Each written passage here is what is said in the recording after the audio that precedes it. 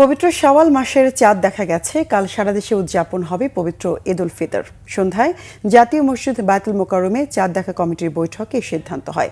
বৈঠকে সভাপতিত্ব করেন ধর্ম উপদেষ্টা ডক্টর আ.ফ.ম. খালিদ হোসেন। পরে সাংবাদিকদের ধর্ম উপদেষ্টা জানান, দেশের বিভিন্ন জায়গায় আকাশে পবিত্র শাওয়াল মাসের চাঁদ দেখার সংবাদ পাওয়া গেছে।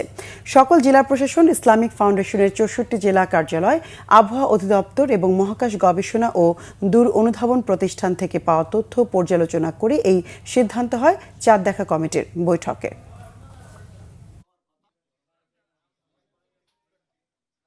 সবাইকে আন্তরিক ধন্যবাদ জানাচ্ছি। 64টি জেলার মধ্যে আমি এখানে আসার পূর্ব মুহূর্ত পর্যন্ত 14টি জেলায় শাওয়াল মাসের চাঁদ দেখা গেছে এবং আমি নিজে এবং আমার সচিব মহোদয় কক্সবাজার জেলা প্রশাসনের সাথে কথা বলেছি। তিনি নিজ চোখে লাবণী ফল থেকে চাঁদ দেখেছেন। এরপরে সিরাজগঞ্জ, রাজশাহী, রংপুর, নীলফামারী জেলা প্রশাসকদের সাথে আমরা সরাসরি কথা বলেছি।